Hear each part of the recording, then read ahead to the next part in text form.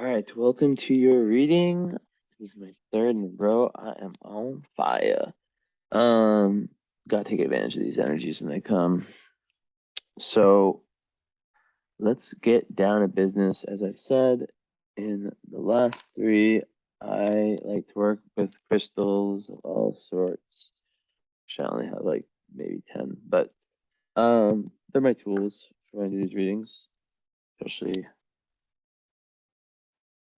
this one that I don't know the name of, that got broken into two, like perfectly symmetrical. So I'll have like one in each hand. And then this one also is very powerful. Just cleansed by the full moon very recently. So, yeah, I like to, like, I don't really show my face that much. I do at times. It depends on the night. Right now, I'm like kind of feeling that, like, to like lay back and get in that meditative state. So, I've hidden your name is requested, which I do anyways. So I don't even know if you requested it, but I did it. So yeah, TV. First thing that pops out, you are a Aldebaran Sun and Mars. Now I want to see how exact it is. Let's see how close we're talking here.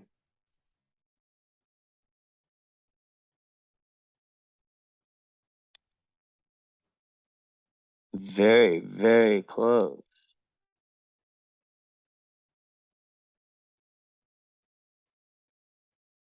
Is that 932? A little closer. So 923, 932. And then Mars, so it's within that range of yeah, very close, within 9 degrees. And so 32. And the Mars.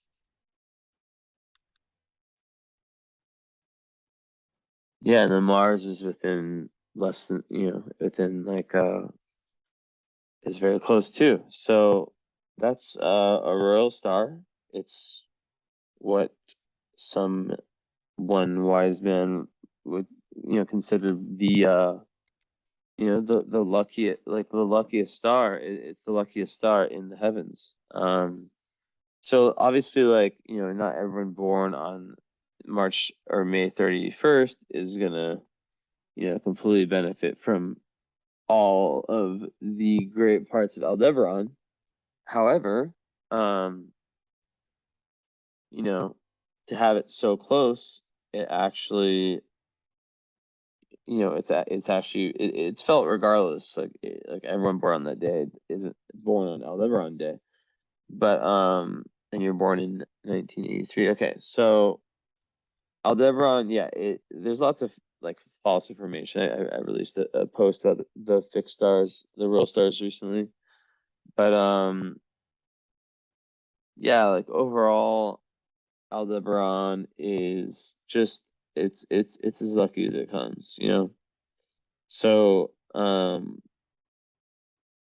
when you have your sun conjunct Aldebaran, it just gives like tons of great energy, perseverance, honor, riches. As long as you're following like your path with your North Node in Gemini also. Um, you know, um, and also it says if in conjunction with both Sun and Mars, which you do have, great liability to pestilential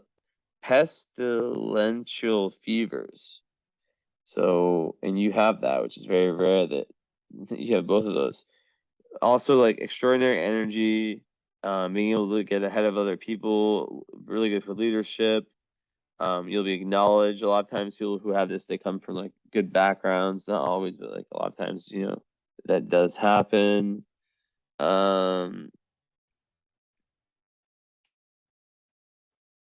So yeah, and then Neptune's not there. So yeah, it's really, really good. And then with Mars,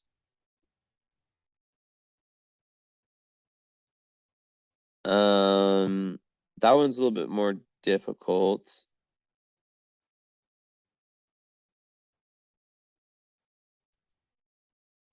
and hard to find information on, but it just gives you like lots of luck when it comes to your actions, and it can be very, very good for money, but it can also make one um accident prone. Let's see if I can find any information on it.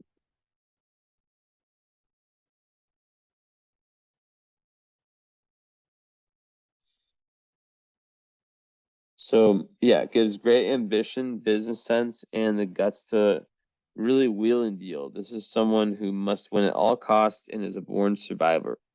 The danger of a quote unquote violent death here may simply be as a result of their daredevil behavior.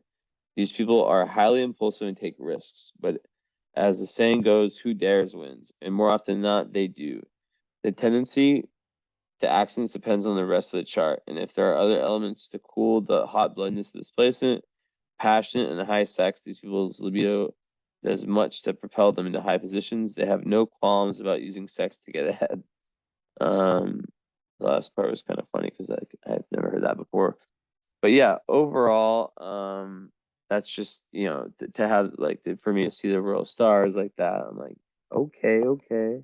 Um, Now Sun is opposite Uranus. Moon is square Saturn. Okay, so Sun in Gemini, Aldebaran Sun. Um, it's trining your moon in Aquarius. So, that means you have a lot of air. You've got the Aries rising, so it's fire, and you have you have the water Venus in Cancer, but and then you have Earth. You have Earth, Mercury, but yeah, it's like not that. Yeah, I mean, I guess you have Earth houses more. Yeah. So you have a lot more air than anything. Air is about, it's intellectual, it's air is what ties everything together. So very, very important when you have a chart like that to it just makes you very open-minded, and it gives you a need with, like, the people you associate with, whether in relationships, or just in general. It gives you the need to have yeah, it makes you very intellectual, basically. um and yeah, so Aquarius moons, they are people who are very humanitarian. They are people who strive to make the world a better place. They have an emotional need for freedom within relationships and just in general. They're very good at giving freedom. Um, Although sometimes they can be a little bit aloof when it comes to like their own personal relationships, which is an interesting thing with Aquarius. But yeah, the fact that your Aries rising, everything's gonna line up. Like the first house is Aries, and look at one thing.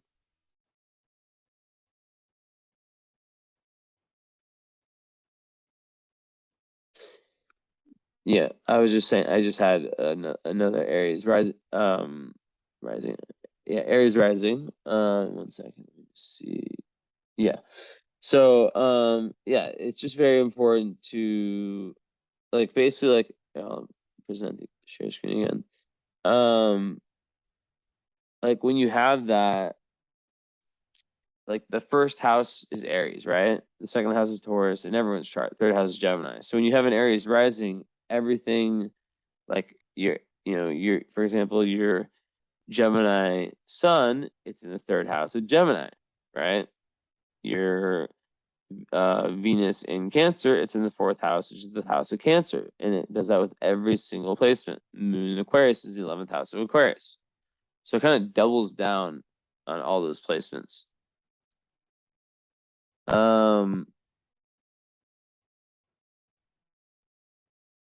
So then when it comes to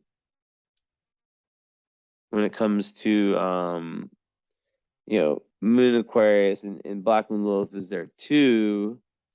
Like friends, like your goal, like your big life kind of life purpose type goals, like big picture goals will be very, very, very huge, and very important to you, very, very, idealistic and truly humanitarian. And you're really trying to like like the thing with the Aquarius moon, but then Black Moon Lilith there, it is a very witchy energy, I must say, but at the same time, um it makes us think, okay, what's the darker parts of Aquarius, right? Which is aloofness. There can be quarrels with friends and groups you're part of, and just overall, like I think sometimes with Aquarius there can be like a certain sometimes there can be like a certain God complex. So not being like that, I guess, is very important. Being humble. And also, having an air moon in general can make one trust their logic. So it makes great leaders, but it can make one who trusts their logic over, they can trust their logic over emotions. And it can make it difficult to truly tap into the emotions. So that is something that has to be worked on, obviously. And people who have, air moons, like I always give this example, like there's the person with the Cancer moon, that let's say the same thing happens to both of these people. The Aquarius moon person might not feel the emotional impact until 7 months later, while the Cancer moon person, water moon, very emotional, they'll cry it out right away. And emotions are energies, right? So there's just always this battle, and this is more difficult with Gemini moon because it's Mercury ruled. But yeah, there's this battle of trying to, it's emotions versus logic, and a lot of times logic wins. So yeah, very, very important to understand that, and to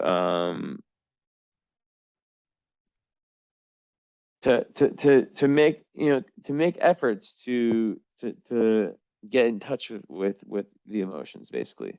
Now, the fact that it's square Saturn, that's a very difficult placement, one of the more difficult ones in astrology, when your moon is opposing or square Saturn. Basically because the moon, it's the emotions, it's kind of where we live within ourselves, if that makes sense, metaphorically. So when there is, I have a sip of water.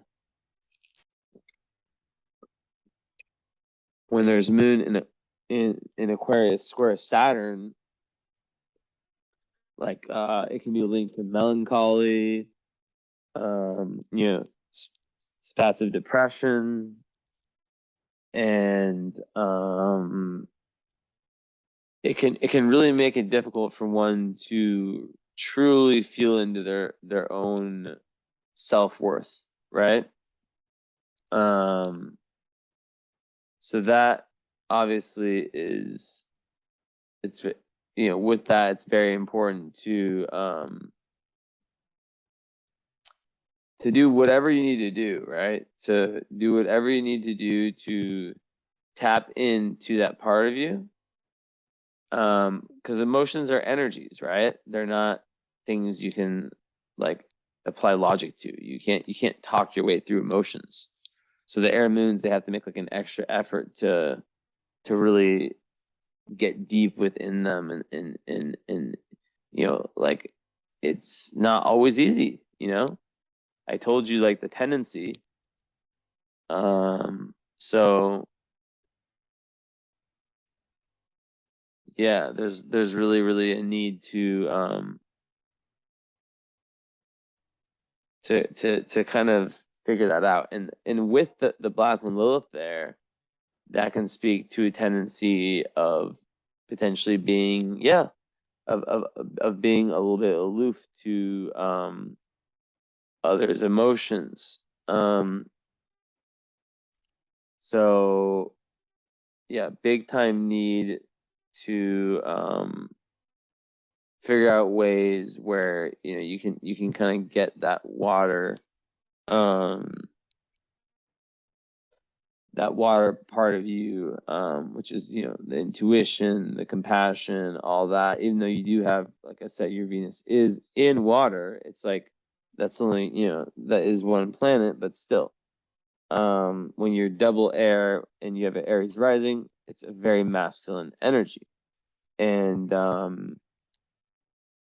sometimes it can be difficult to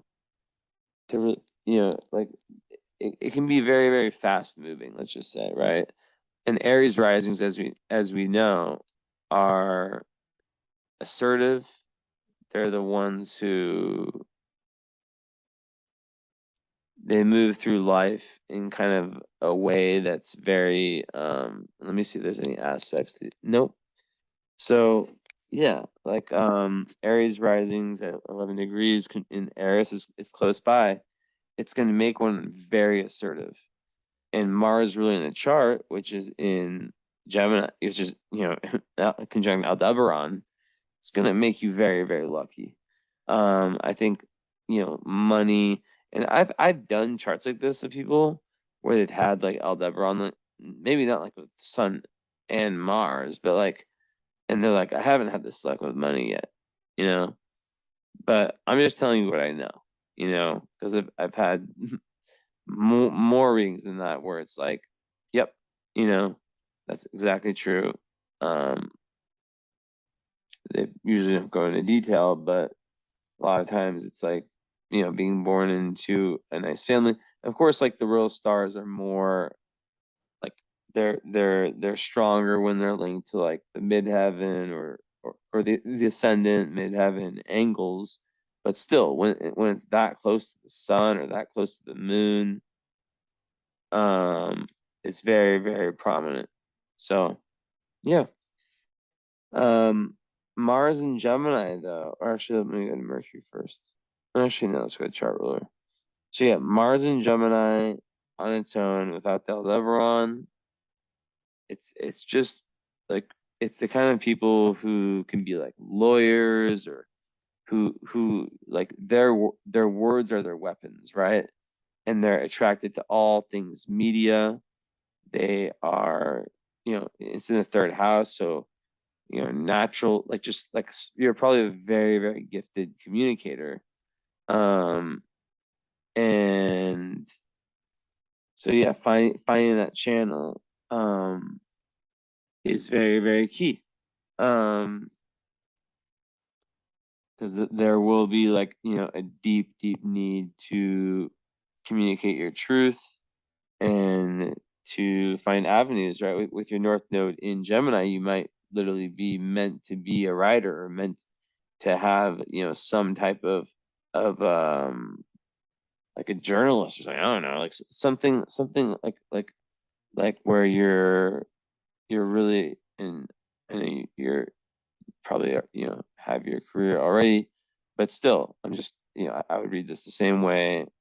If you're 22, I don't look at anything about the client. I just go right into the chart. And yeah, so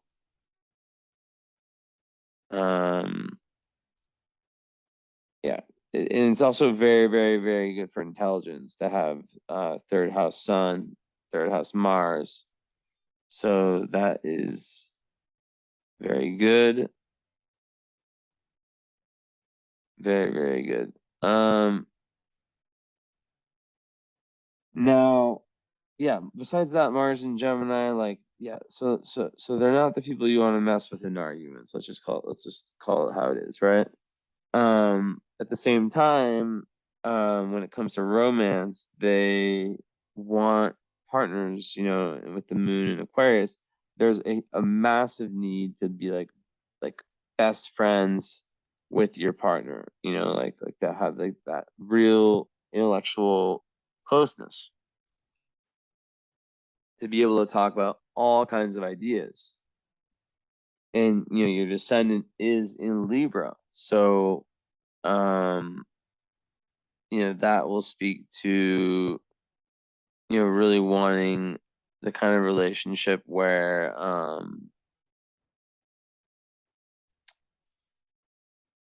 that's based on fairness, that's based on equity and balance and all those nice Libra words, right?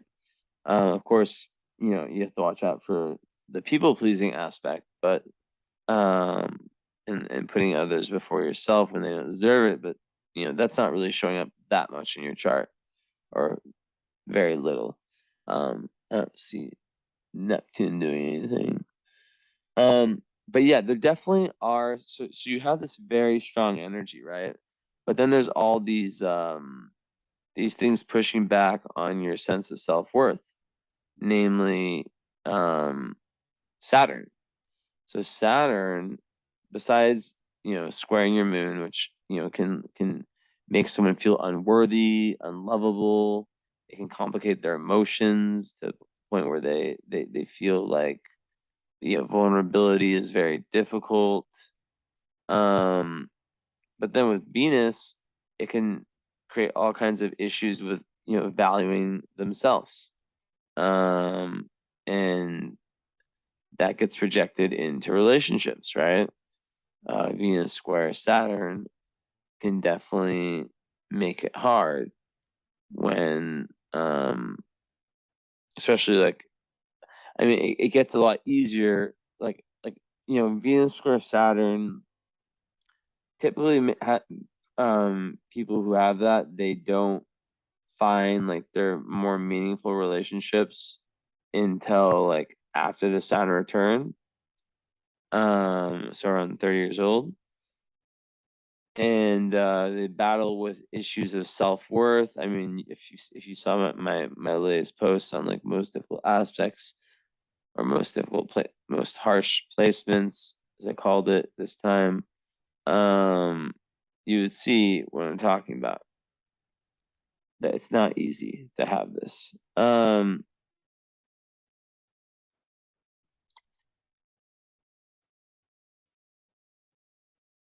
besides that, Mars is also opposite Uranus. So when Mars is opposite Uranus, that energy that's created is very very, very rebellious, right? And how close is it to Antares? Not close enough, as I said before.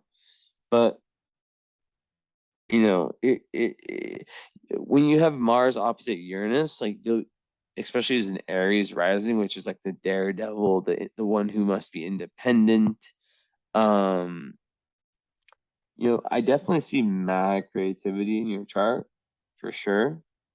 And really, really, really good like leadership potential and potential for just overall like success. But then, with the Uranus one, like that, Mars Uranus is like sometimes they take way too many risks, unnecessary risks. And sometimes those, one sec. Sometimes, oh, my headset, hold on. Sometimes those risks are unconscious. They're meant to, kind of be like rebellious in a way, like to kind of like rebel against like parents, or something like that. But like, you do have your sun trine your moon. So when you have your sun trine your moon, I don't like to like say, okay, like the parents are for sure like divorced or they're for sure together. But when the sun trines the moon, a lot of the time it speaks to a smooth relationship, or at least like the parents getting along well, right? Um, or having like a similar worldview.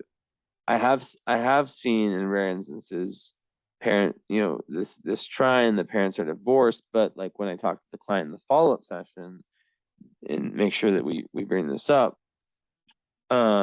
they always spoke about how you know they just they still saw things in a similar light, like they still had like a similar worldview. Like I talked about this in my last reading about how when I was writing my book, there's a part about it where I was like summarizing like the main kind of unconscious lessons, I guess you could call it, that I got from my mom and from my dad. And because I have a sun square moon, which is like the tension between the two. And they were just like the most like different, like just so different. They're just such different people. So when you have this trine, a lot of times it's like not like that. It's like they're more similar. There's more of a smooth flow between the two. And like, yeah. So um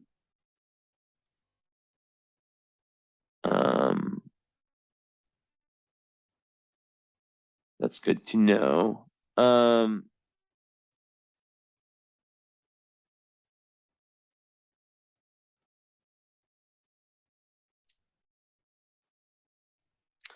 So and then yeah, having Mars conjunct Sun is like such a powerful aspect. And you know, whatever that third house, like whatever way you're and with the North Node there too, whatever way you're manifesting that, which I imagine is like, it's really in this lifetime around you finding your authentic voice, um, and not being like super, not being like so like not being dogmatic and narrow-minded when it comes to the intellect. 1 second, I drink some water.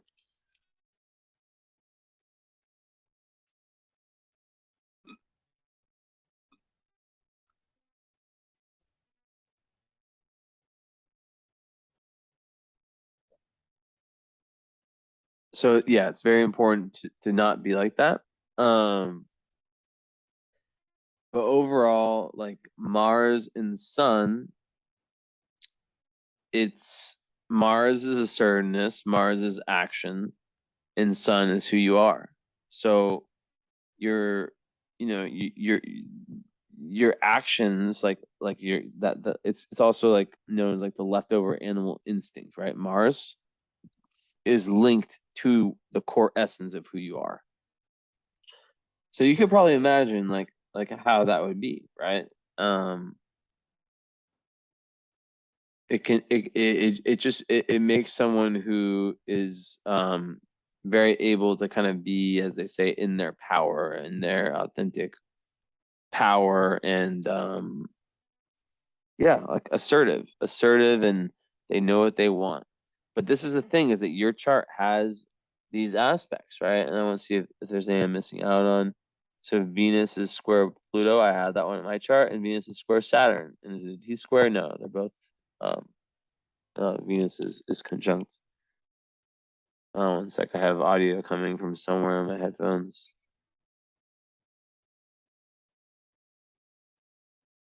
Okay, I got it away. So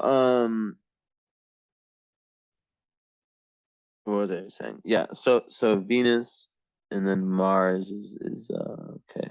Square. Okay, so I got them all. So yeah, Pluto square moon. Wow. So yeah, so the moon and Mars are both squaring Pluto and Saturn. You see that here? Um, different signs,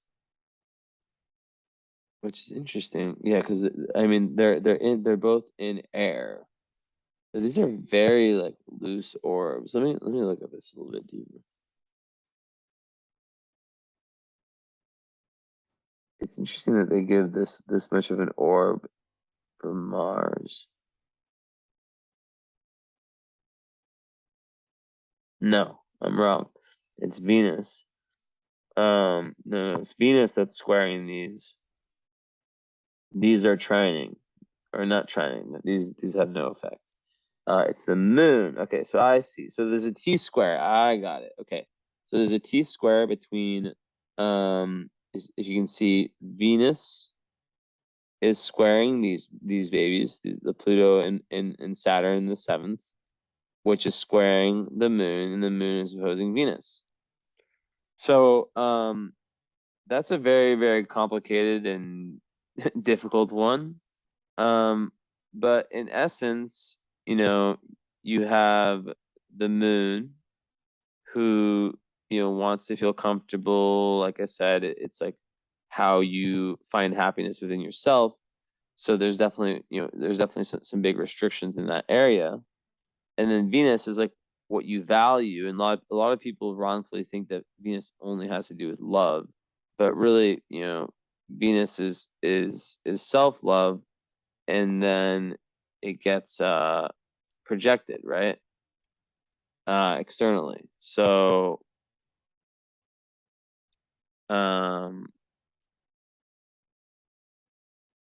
when this aspect occurs, someone has to really dig deep, deep, deep, deep, deep to find self-love. And when they're not able to, they, especially with the Pluto square Venus, which I know very well because I have this aspect, as I said, they will attract in very, very dark partners, right?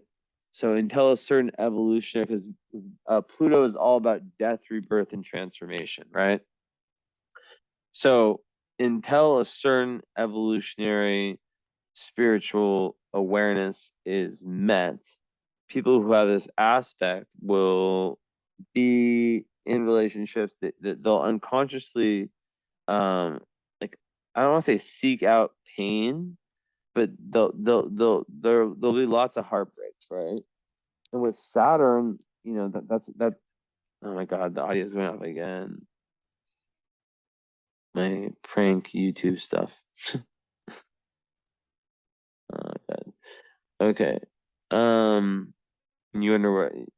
I feel like some people think like the astrologer in his spare time will just only be watching other astrology stuff, but like it's like the opposite for me. I'm like, this is like, enough.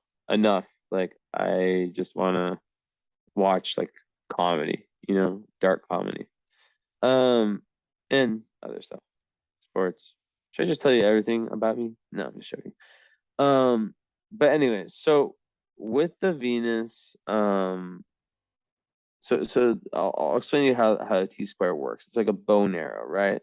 So you see how it's this and this and this is a triangle. It shoots out, and in this case, it's like at the end of Aries, 28 Aries, and that's like where you heal the T-square is wherever it shoots out. Now, obviously, it shoots out at a random part of the chart. It doesn't shoot out at a planet. But I want to explain like all the aspects too, because yeah, it's complex. So yeah, you understand like the Venus square Pluto. It's like it can make one like very almost like obsessive when it comes to like relationships, and just like fall super fast and super deeply. Um, and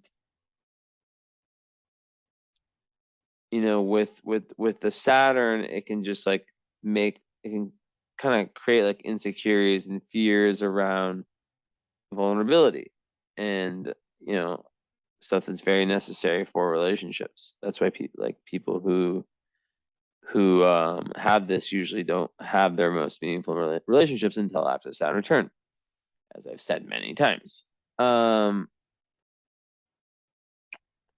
So yeah, and so then the moon square Saturn. I've talked about that.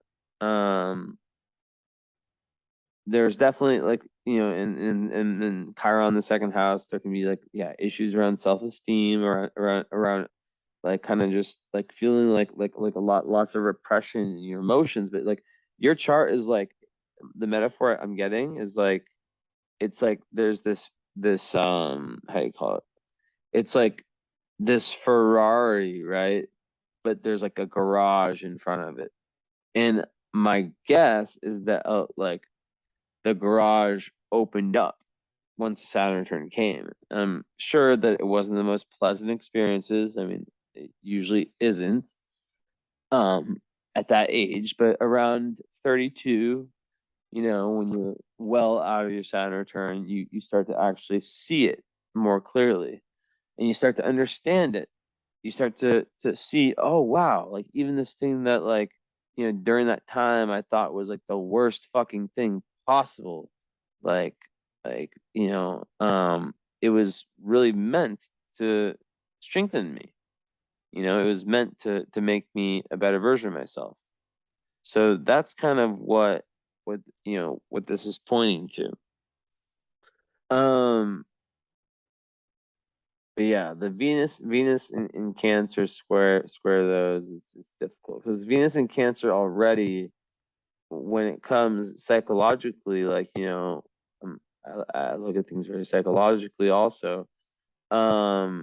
It likes to it really wants it really has this very high value, need, more than value, need for security within relationships, right? So overcoming these self-limiting beliefs, these about the self, and this is like the ultimate chart of someone who is just pushed into this like shadow work, right? This Plutonian shadow work. And because all these, the Saturn and the Pluto are in the seventh house themselves, guess what? Saturn restrictions happen in relationships, right? Until the Saturn return, where things get easier, and then maybe right now you're in a happy marriage that it becomes a superpower at that point, right? But like there's hard lessons that have to be learned, lessons in love, as they say. And then Pluto by house is where you meet your personal darkness. So in this scenario, it would be in relationships. You guessed it right. Um, so, how am I gonna say this? So yeah, basically, like that metaphor I gave is a very good one, because like so much in your chart is just like so positive, right? You also, yeah. There's also this energy, like your Aldebaran energy, Gemini energy is opposing Jupiter also, not only Uranus. So like I spoke about like the rebellious nature of Sun Uranus opposition, right? And how you like it's very genius energy. I have to tell you, like it is very genius. It's someone who doesn't want to listen to, they have like a very special kind of, make my phone charger, kind of just a very special and unique life purpose, right? That's the best way I can explain it. Very special, very unique. It's not like the same kind of life purpose that everyone has. It's very, and sometimes it takes them, longer to figure it out. Um, with that said, a lot of times it's not the most traditional one. It's one that is, like very unique to them. And you know, their actions, Mars being linked to that, right? It can create an energy where more, I guess you could call them like more conservative kinds of people, right? Can be put off um by those aspects of you, right? Does that make sense? Like that's for the Uranus. Now with the Jupiter, so when you connect it with all the other parts of your chart, um it's like it can make someone kind of feel boxed in and feel like they have all this potential and they have all this like amazing energy, but then there's external forces that are kind of holding them back. And the sun represents the father, right? So uh it can play out in different ways. It could be like, the father being kind of Uranian himself, like eccentric and maybe in a way that was difficult. Maybe not like maybe like not that present, although that's more like the Neptune energy, which by the way, super interesting that you have Neptune. I didn't even time this one. But yeah, you have Neptune and South Node in conjunct in Sagittarius. That's like very mystical. That's like it's just interesting. I always see like little things in people's charts, like clients of mine, that like kind of connect them to me, and that's like literally me, like Sagittarius, but like with Neptune, Pisces, and I'm in Pisces Sag. So it's like there's definitely like a soul kind of connection. And if connection is the wrong word, like a soul, like a feeling of understanding of like, what I'm saying and like the way I'm kind of putting everything together. Um, we'll get into that in a little bit. But yeah, so yeah, the Venus energy, difficult. The need for that closeness and love, that emotional security. There's lots of fear there. So, once you learn to really value that aspect of yourself, that more emotional side, which we talked about earlier with the moon in Aquarius, um, everything opens up. Everything opens up. Um, everything, right relationships, the right people, the right time, all that stuff.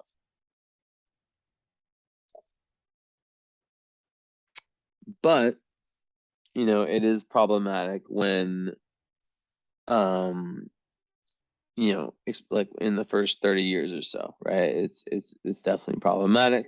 And it just makes a lot of people who have this, they feel like they just cannot catch a break with relationships. And they have the choice of to play the victim mentality. Oh, I just keep me in the wrong, if it's guys, you just keep me in the wrong guys, or if it's, whatever. But it's only through that deep introspective look into themselves, into the reality of who they are, that that that Plutonian Scorpionic process happens, the death, rebirth, transformation. So going back to the T square, and did I cover all these? I covered the Venus. Yeah. I guess, yeah, the moon square Pluto I didn't really talk too much about. So okay, so so moon square Pluto is of one of, I call it the most difficult aspect in astrology. It basically makes it so like, and you have two of the most difficult aspects in all of astrology. Moon square, not just Saturn, but also not just Pluto, but also Saturn. Like literally like two of the most difficult ones. And then you add Venus squaring that. So this is like a major T square. And this is a very, very difficult chart. But like I said, it's a Bugatti, not a Ferrari. It's a Bugatti behind a garage. And as that garage opens, it's full speed ahead, right? So there can be this energy of like playing catch up, like where like you start to realize all these things about yourself and all these like kind of hidden talents, right? But like I want to say that as I was talking earlier about Aldebaran, the first thing I mentioned about all that luck and all that positive energy, that is going to have definitely helped, even if there are some very tough aspects. So this is why this is such an interesting case study. to me a case study chart, obviously you get what I mean. But it is a case study because it's a very, very interesting chart, from my perspective. And so with the moon square Pluto, that's the mother. The mother could have been overly interfering. There could have been like some trauma related to not just the mother, but also to the early nurturing, which when we go back to that Aquarius moon and the black moon Lilith, there could be something around just like not allowing oneself to feel their emotions. Just pushing away, and even projecting some of that. And this is not for sure, obviously, but like there could be like some projection onto friends. So yeah, it can be a rough one for sure. But okay, so yeah, besides that, moon and Pluto, it just makes it so like because with the moon, it's in maybe being a moon in Aquarius kind of protects you a little bit more from this than other moon signs because it is very detached.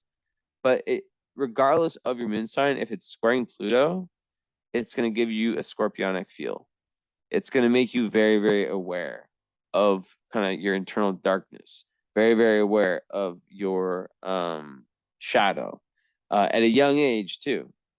Your inner life will be very tumultuous and filled with potential power struggles with the mother in that early nurturing, right? You have Mars in the 4th house too. Or no, it's 3rd house, excuse me. So yeah, it's rough. It is definitely rough. And in the follow-up, I definitely am curious to hear about how that experience was for you. But it's all part of the karma because when the difficult energies dissipate and become less prominent in terms of their effects, that's when everything opens up. So yeah, with the Pluto, what else can I say? Besides just like, there can be definitely some mental health issues with a chart like this, at a young age, especially like when one is just so like when there's a self-esteem thing, but then also the the emotional like the real darkness and fear of vulnerability, because like if you have, and even being an Aquarius moon, you might not want to, like, even just an Aquarius moon in general might not want to talk about their emotions if they didn't have any of these aspects, right? But now that you bring these aspects into the photo, it's like, fuck, it's like the Saturn will make one not want to be vulnerable, and the Pluto will make one sometimes feel like they're going fucking crazy, like they're swinging from one extreme to the other, like mood swings, like extreme mood swings. So yeah. So okay, now we can kind of speak about how it forms that aspect pattern, the T square. And that T square, that bow and arrow from Venus, and then Venus, oh yeah, Venus opposite moon, it's like that just creates kind of like I guess you could say a dispute between the emotional needs and the love needs. Like a struggle between being nurturing and addressing your needs, right? And it can make someone very, very obsessed with perfection and beauty. That's something I've noticed. And it can also be very codependent and give a great need for love and affection, but then like lots of difficulty achieving this with those aspects I talked about, right? And you'll like genuinely love and care for others, but they're like especially with all this, like have lots of problems showing it. So you might be someone who like just like loves, let's say like it's like a best friend, I don't know, or a brother or a sister. Let's say it's like, yeah. And this is less, I'm just gonna tell you right now off the bat, this is less problematic in a woman's chart in the modern day world than in a man's chart. If a man had this in their chart, well, if a man had this in the chart, fuck. I mean, they'd probably be a powerhouse in business, but would they be happy? Um, Doubtful. They'd probably just repress everything. But woman, because you guys can, one sec. Because it's commonplace in culture and whatnot for women to be feminine and to speak about their emotions. There's a higher percentage chance that this wasn't something that really got in your way in that sense. So yeah, yeah.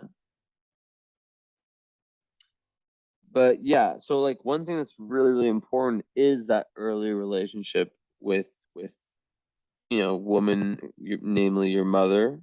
Um, and these have a huge influence on your dating later in life, right?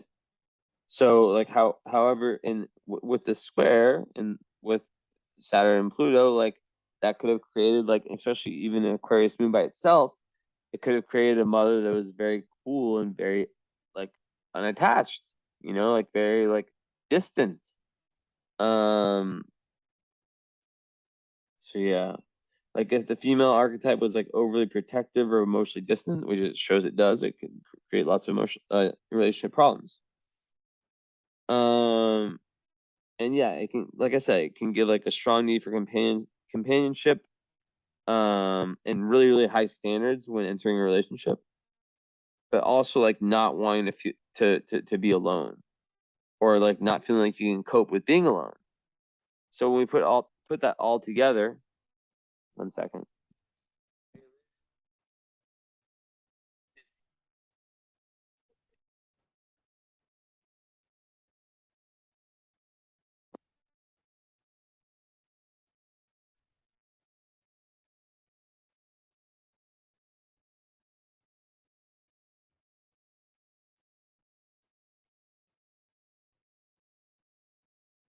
All right, he is back.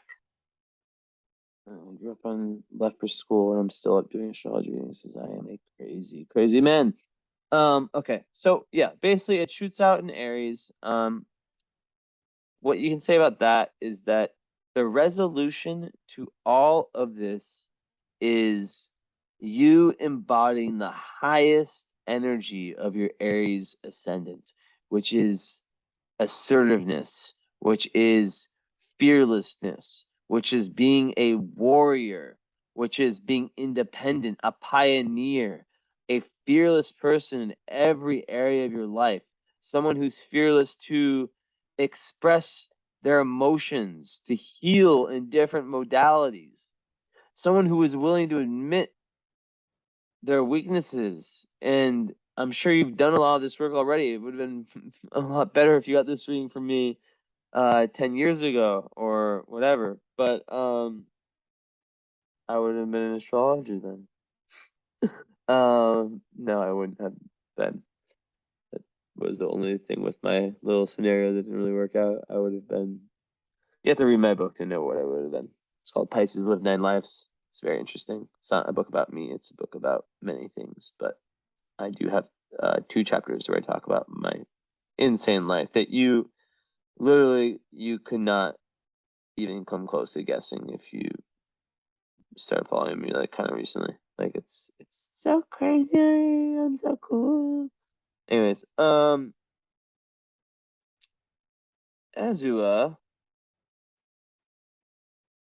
Azua.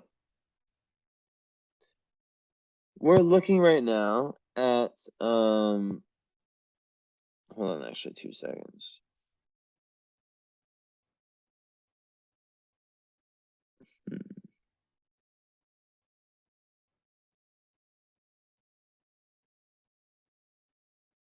This 1 second. You just need to enter this friend like taxi business stuff. She's at school. She doesn't have a bus pass yet, so yeah. Okay. Very good, very good, very good, very good.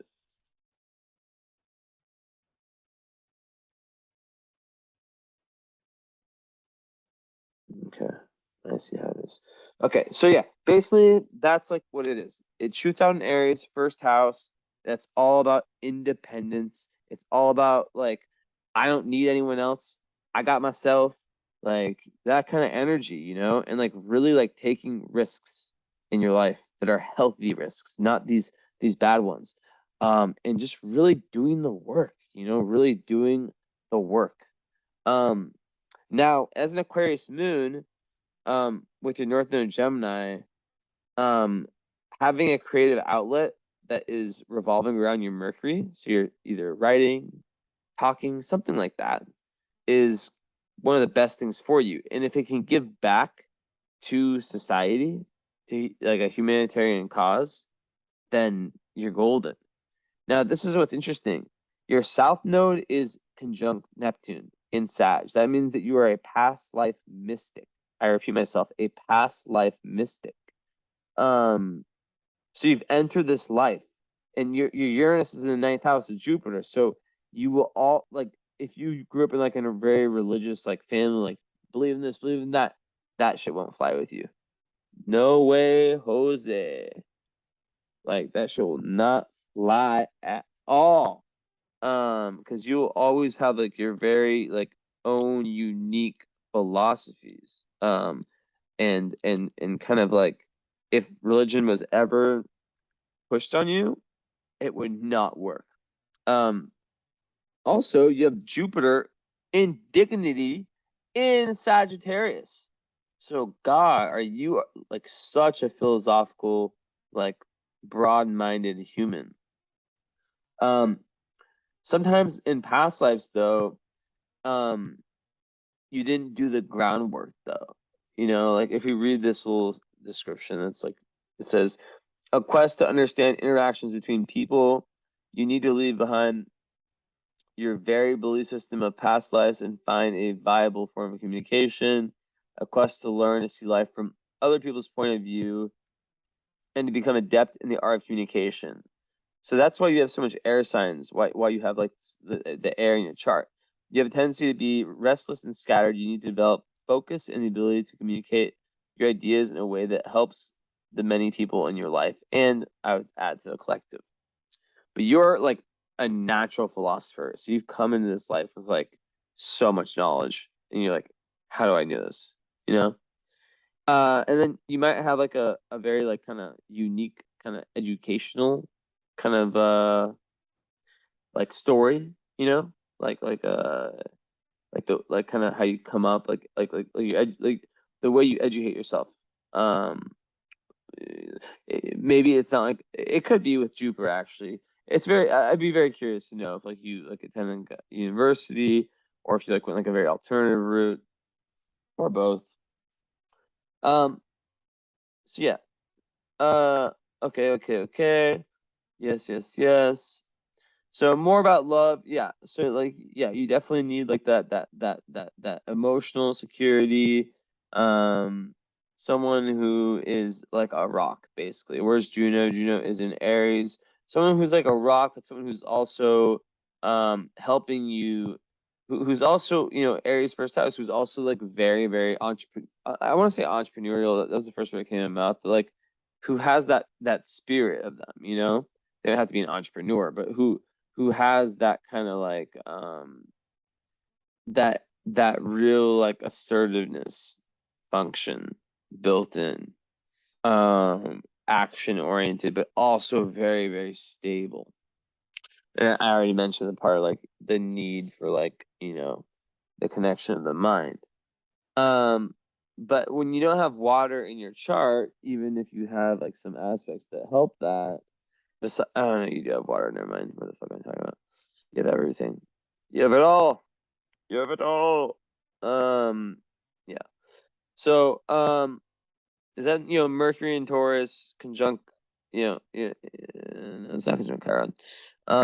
You will be someone who, can be very, very good at communicating your values, and you could be someone who's very, very good at. And I'll just put on my camera for the rest of this. You can be someone who's very, very good at having like lots of like ingenious money making ideas.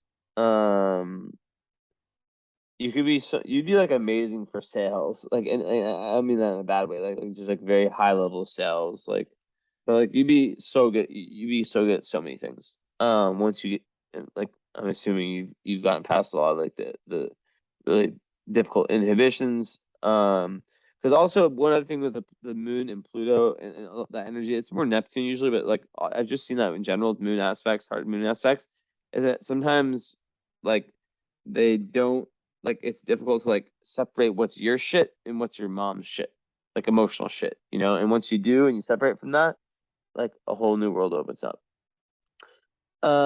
Yeah, Mercury and Taurus, they tend to learn like in a more kind of methodical manner. It's unaspected, so you'll probably be someone who speaks their mind and isn't afraid to say it how it is.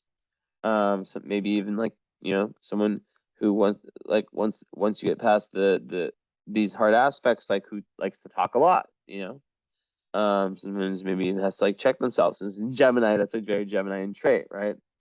Um, so yeah. I wish I could just like have an app in my brain that deleted that potential. So Ceres in Gemini or in Aquarius.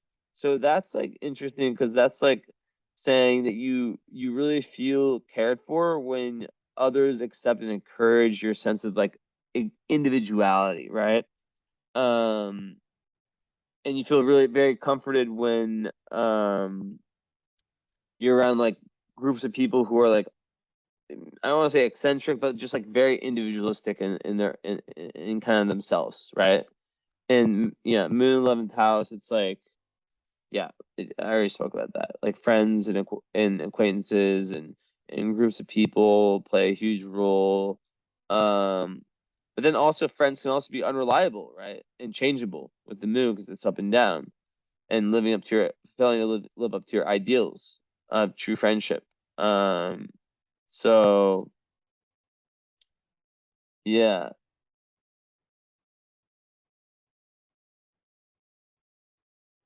Mm.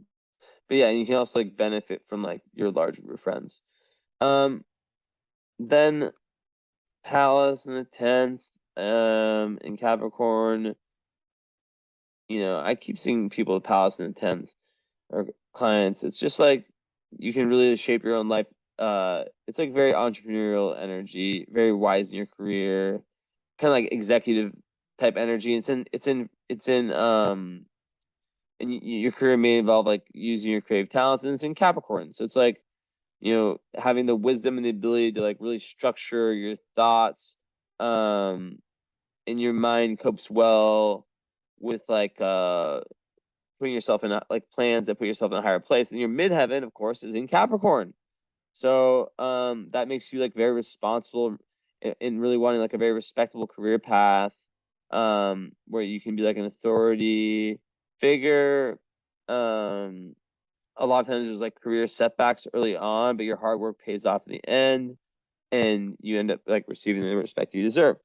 Now of course that's like, yeah, so that's interesting. But yeah, you could literally be like someone who's like who like learns like so much, like you could be like literally meant to be like a healer, of some sort, because like just like you like just with that Jupiter in Sagittarius, you'll be very inwardly like philosophical, but like you just have like this really, really like this, you're a very philosophical person, you know?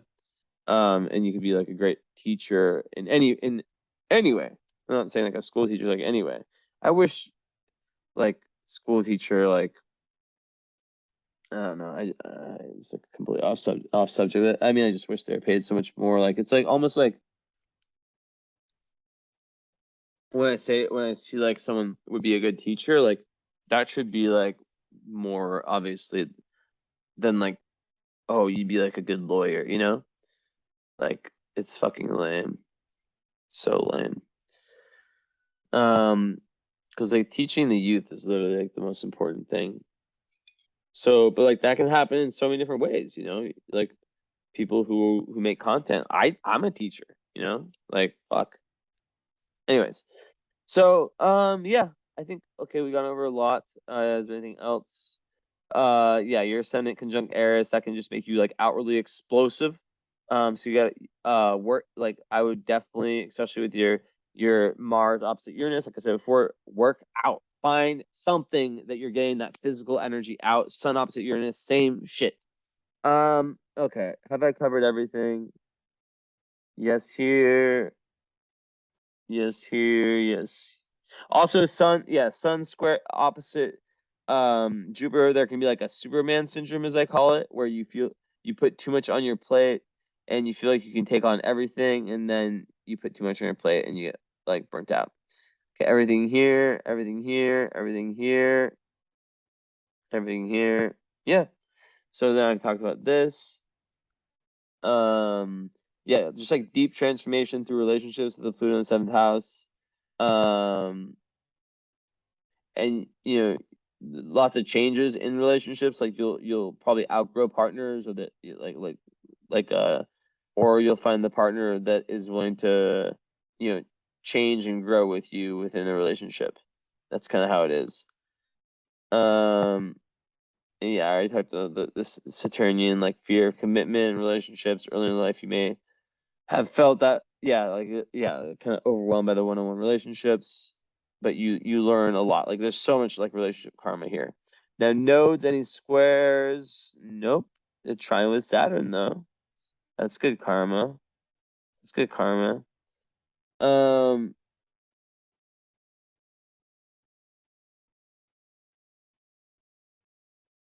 ooh, Neptune is opposite the, it's, oh yeah, it's because it's opposite the north node, so it's gonna go south node. I already talked about that. I'm thinking about that for a second. Delusions. Yeah. Okay, here's another download.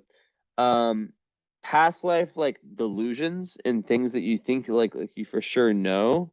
Like you really have like your goal is to really, really be open-minded and like talk to different people with different walks of life and be like have the attitude of like I know nothing. Even if like you do have all this like deep wisdom that you like literally innately carried into this lifetime, you have to have that attitude. Okay, filling in the blanks here. Yeah, just like ninth house Jupiter is like that insatiable search for the meaning of life. Just endless quest for knowledge through, you know, whatever it is, traveling physically or traveling metaphorically. Expansive knowledge is the basis of your wisdom, and loving adventures, philosophy, all that, all different cultures, and just being a great teacher. I talked about that. I talked about that. I talked about the Uranus one, like rebelling against like kind of like orthodox traditional religions. Also, there can be like sudden bursts of like, you know, like moving to like foreign places, maybe foreign places that you have like karmic connections to with the South Node there. Okay.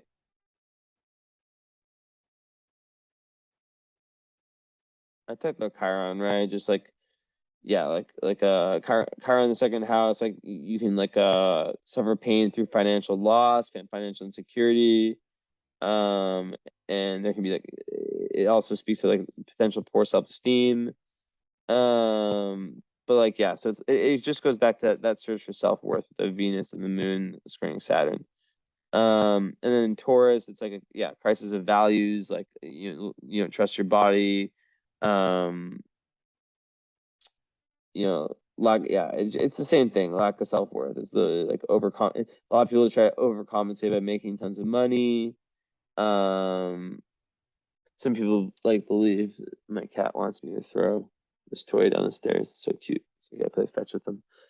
That they're not worthy of things, and they try to accumulate lots of money and resources. So yeah, it's like yoga is a very, very good thing for you here. And then Vesta, the flame of life in the second house. Basically, like in Taurus, it's like gives you like this real ability to like work like persistently. Like you have to watch out for being like inflexible for sure, especially as an Aquarius moon. They can be very, very stubborn in their philosophies and just in their way of like just not wanting to open up. And second house Vesta, it's like, it's similar. Like just very committed to your values. It's also good for money. And like tenacity when it comes to like pursuing that. So yeah, like the whole Chiron thing in the second house is like once you find that value within, and you're not like obsessed with like getting it from like externally, that's when everything opens up. Okay, last step. Let's see if there's any big time stars or fixed stars and asteroids. So ascendant is the first place I look. I already saw Eris. But yeah, I don't really have that many in Aries.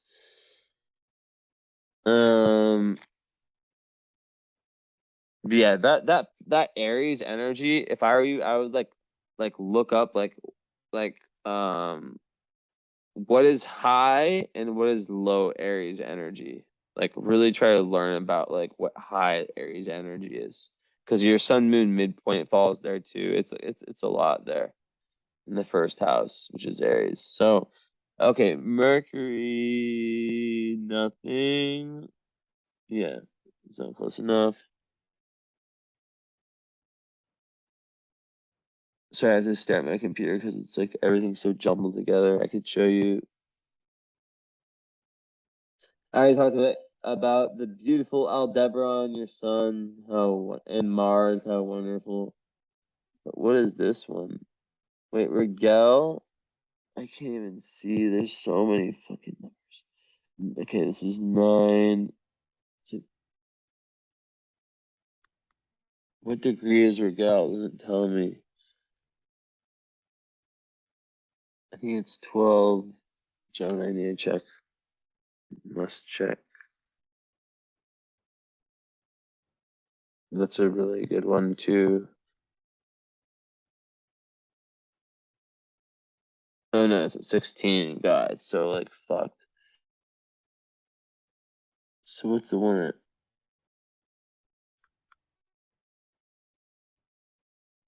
that one you show me? I think it's Angel. It's gonna be an angel. Um. Okay, so is Urania? No, it's too far. Well, yeah, it's 4 degrees. That's not close enough. Well, actually, asteroids. Yeah. So Urania is about astrology, and it's on your. It's closest to your Venus. So that could indicate studies in that respect. Being interested like astrology, like things like it's literally like astrology. So you might have like a natural talent in that. Who knows? Okay, now we move up. Descendant, nothing. Vertex and Libra, seventh house, basically like you'll learn a lot through your relationships. And you'll come across is quite balanced. Like Vertex, like your second ascendant. It's like your relationship ascendant. So it's like you'll come across as very like peaceful and really wanting harmony in relationships and peace. Your descendant in Libra too, as I said, so it's a similar thing. Okay, nothing with Pluto here. So anything in Jupiter. Oh my God, so many jumbled together. But no. And that's Antares, I know that one. So no. No. Okay, Moon. Yeah, so not really anything going on. I'll take a deeper look just really quickly. 1 Aquarius, 6 Capricorn, 11 Aries.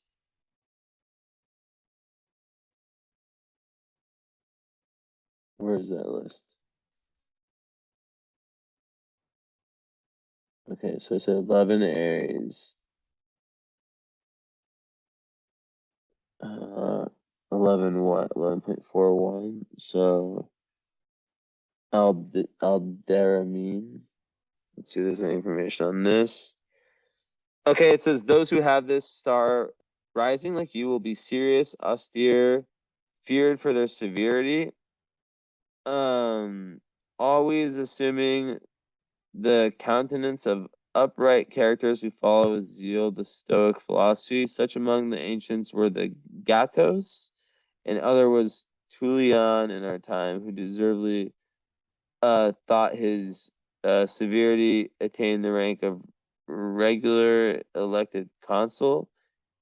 And then I don't think, yeah, Venus and Mercury in aspect.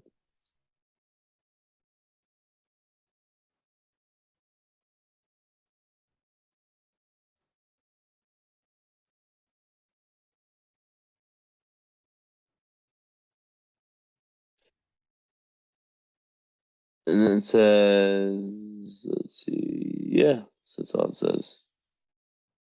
Okay, and then what else did it say? It said 6 Aquarius. They already did the most of the fixed star stuff in one.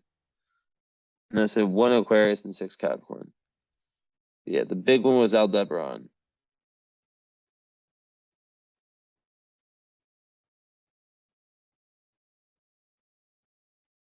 Okay, how close? 1.26.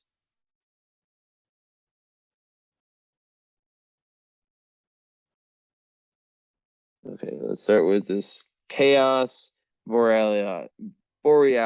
No idea what that one is. Midheaven, it says hi. I need to learn what this word means because they always use it. I imagine it means like ecstatic or just like, because the word is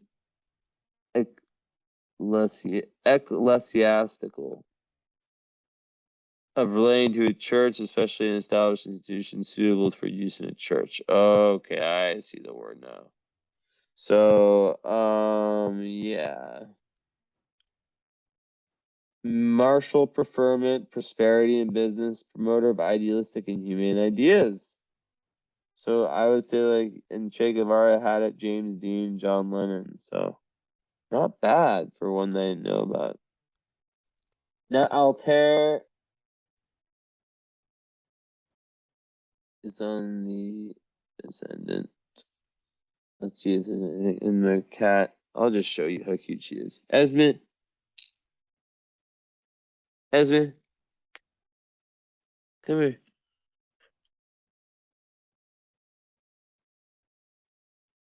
Oh God, how am I gonna show this? Esmond, go. You see? This is how it goes down. Okay. So last thing I'm gonna talk about, if there's anything about it, it says all the definitions are always so weird. Military honor and preferment. So the way I look at that is like a strong personality. Hardness, courage, and generosity. And lots of politicians. David Bowie had this. Macron, French president. So yeah, that is it. Hope you enjoyed. I have no idea how long this one was. Absolutely no idea. I always turn on a timer. This is one instance I didn't. I'm going to go eat. I eat once a day. I have Uranus in 6th house. I'm very weird, but I just cannot work. I just can't work when I have a full stomach. Like the second I eat, there's no chance of me doing an astrology reading. So I save it for the end of the day. In this case, this is a really heavy work night. I had to get a lot of readings done. So yeah, 3 in a row. But this is yeah, a really, really interesting reading. I really look forward to the follow-up because I feel like, and I like, let me know about the current astrology when I 1,000% suggest it. Like, and I'm not saying this, like I'm telling you, like, first hour follow-up, we talk about your chart, just this nail stuff, then we move into like the current chapter. And like, I need to get some reviews about that one because people have been like really just ecstatic about it because it's like uh, it's just it makes so much sense. It's like we do an hour of like me reacquainting with your chart, and more than that, like the follow up is like about getting your lived experience mixed with everything I said, which of course, like by the time we have the follow up, I probably would have done like, who knows how many charts. I'm not gonna remember your chart. I mean, I'll remember. It'll come back to my mind when I see it when we start talking about it. But like, yeah, then after that, like the current astrology, there's just so much, like you could literally have a transit right now that's like affecting everything, like you could have like, and then like your solar return, right? That's like the new chart for this current year for you, which starts on your birthday, right? Or which would have started on your birthday. And I'd probably look at like both of them. This one and yeah, look at I would peek at the next one. Progressions, right? Like where is the progressed moon at? That's like your emotional compass. Annual perfections, what I'm not gonna get into what that means, but it's important. Transits, like just like, what if, yeah, like I said, like what if Pluto is well, actually I know for a fact you are having your Pluto square Pluto. I would, and I think you're having a lot of what are known in astrology as the midlife crisis, not the midlife crisis, but there's a whole thing. I need to write this article like tomorrow or technically today.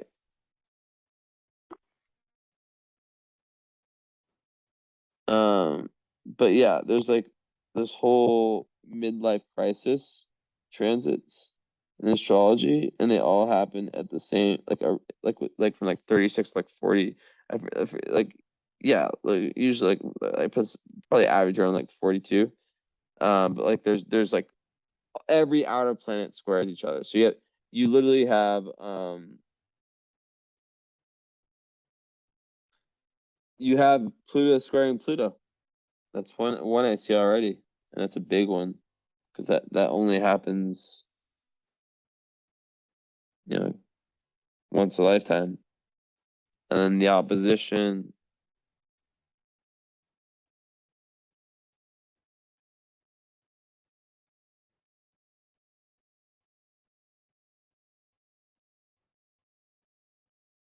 yeah, because it's at right now. Your natal Pluto is at 27 Libra, and it's right now at 27 Capricorn. Yeah, so that's big. But yeah, there's so much more I can't tell, but just by looking at this. But I suggest that. Let me know. No pressure, obviously. Like if you want to just do the follow up, that's totally cool. That's just telling you what everyone else is doing. So thank you, and I will send you this link. And I hope you enjoyed this, and I hope that yeah, and I look forward to the follow up to deepen everything even more. And I have no freaking camera on. Jesus, I thought my camera was on the whole time. What the heck? All right. Well, thank you so much, and take care. Enjoy, or I hope you enjoyed. Bye.